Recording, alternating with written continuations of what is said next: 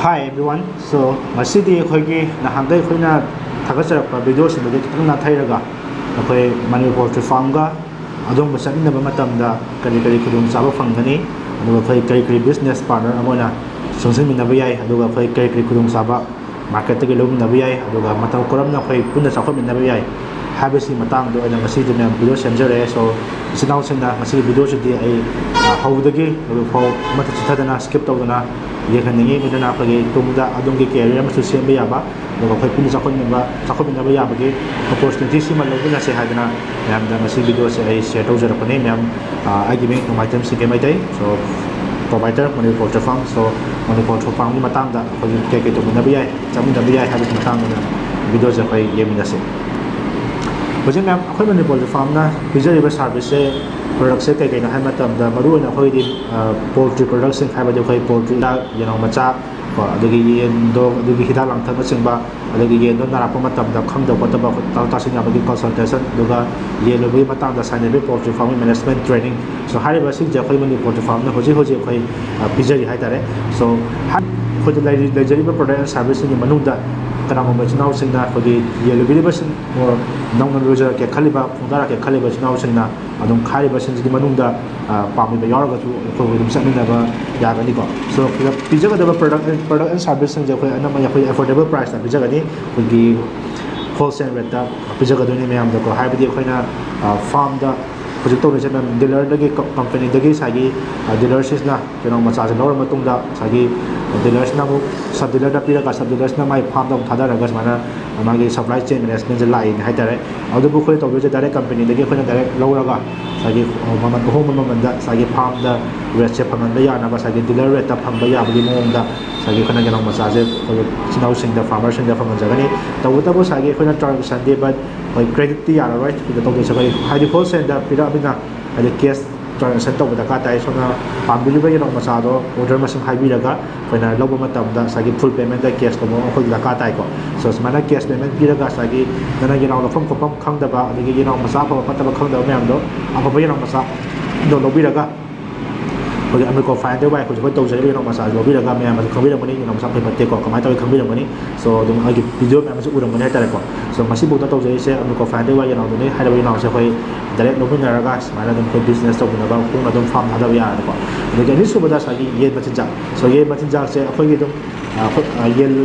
loi ta ga di machinja sang dro ni ko sang ni ba ye machinja se khoi chinau ma khoi gi dum gutta ke punjal laga ha ta ye machinja plug ching min na ba ge ku dum cha ba dum so khoi bisa ge khoi plug ching min na ga ta ye machinja se dum ko nga ko to quality da khoi ching min na ba ge ku dum cha ba so ko khngminnasi si ma lai jare do ahum su bada sai khana hidal ang thang na ching ko so yen na ra ko ko matam da sai farmer sin na khang da ba ge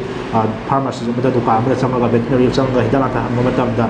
da ka o da hidal ma so do bisala pa hidal ta da pasa he na chat pa ga thara ga ta to na kana da ba ha ta ka pasa da tin to pa myan thang nai aju pa thok ta ba ko ni tim da yomi na ra ga sai khang da pa ta ba na ma myan ta na ra ga ta ko hidal pasa sang da bi da farmers ga na ra ta ra ga hidal tha ta ra ga su da ka ba tha ga da ba hidal to ka tam tha ra ga hidal ki ba ta ki pa ni om su ma to ba ra ga to bu ya ba ku dong cha ba ma su bijari aduna mon ko mon ko to farm office ta so singja ma da so ko hidal ang thang ni phang jari ta ra ko la pi ra ga adum ta ta sin tong na ra ga hidal tha ba ya ba ge ku dong cha ba sim so ko farmers da phang di ga ni ko do ga lastly ko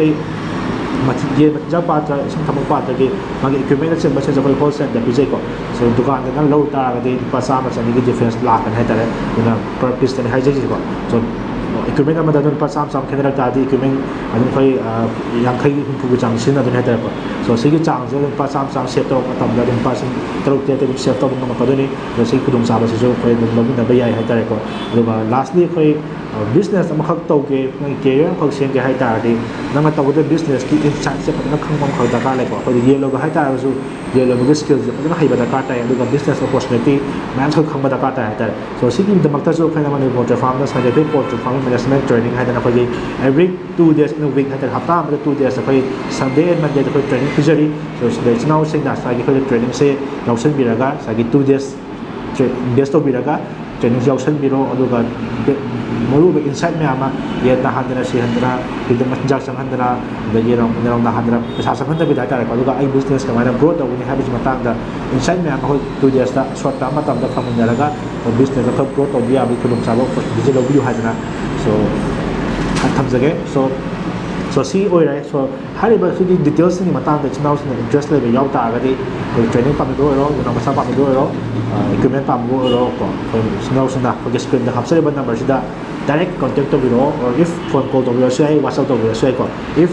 phone to da phone type ta so dum whatsapp to biro ko message adum hanjarake ko so ko call ba sin to jarake ni haitare so smart to na feature contact number sida direct whatsapp to sabiro aduga ꯑꯩꯈꯣꯏꯒꯤ ꯁꯣꯝꯒꯤ ꯄꯨꯟꯁꯤ ꯑꯃꯈꯛ ꯆꯥꯎꯈꯠꯃꯤꯟꯅꯕ ꯑꯗꯒꯤ ꯑꯩꯈꯣꯏꯁꯨ ꯄꯨꯂꯞ grow ꯇꯧꯃꯤꯟꯅꯕ ꯌꯥꯕꯒꯤ ꯈꯨꯗꯣꯡꯆꯥꯕꯁꯦ ꯑꯩꯈꯣꯏ ꯄꯨꯟꯅ ꯂꯧꯃꯤꯟꯅꯔꯒ ꯃꯥꯏ ꯄꯥꯛꯄ ꯑꯦꯟꯇꯔꯄ꯭ꯔꯦꯅꯔ ꯑꯃ ꯑꯣꯏꯃꯤꯟꯅꯁꯦ ꯍꯥꯏꯕꯁꯤ ꯂꯣꯏꯅꯅ ꯃꯁꯤꯒꯤ ꯚꯤꯗꯤꯑꯣ ꯂꯣꯏꯁꯤꯟꯖꯒꯦ ꯑꯗꯨꯒ ꯍꯥꯏꯔꯤꯕ ꯃꯁꯤꯒꯤ ꯚꯤꯗꯤꯑꯣꯁꯦ ꯏꯆꯤꯜ ꯏꯅꯥꯎꯁꯤꯡꯅ ꯑꯩꯈꯣꯏ ꯃꯅꯤꯄꯨꯔꯗ ꯂꯩꯔꯤꯕ ꯃꯤꯄꯨꯝ ꯈꯨꯗꯤꯡꯃꯛꯇ ꯐꯥꯔꯃꯔ ꯈꯨꯗꯤꯡꯃꯛꯇ ꯌꯧꯕ ꯉꯝꯅꯕ ꯚꯤꯗꯤꯑꯣꯁꯦ ꯃꯌꯥꯝꯅ ꯑꯃꯨꯛꯇꯪ ꯁꯤꯌꯔ ꯕꯇꯟ ꯅꯝꯕꯤꯔꯒ ꯁꯤꯌꯔ ꯇꯧꯕꯤꯌꯨ ꯍꯥꯏꯕꯁꯤ ꯂꯣꯏꯅꯅ ꯃꯌꯥꯝꯗ ꯃꯁꯤꯒꯤ ꯁꯦꯁꯟꯁꯦ ꯚꯤꯗꯤꯑꯣ ꯂꯣꯏꯁꯤꯟꯖꯒꯦ ꯃꯦꯝ thank you for watching have a nice day ꯌꯥꯏꯐꯔꯦ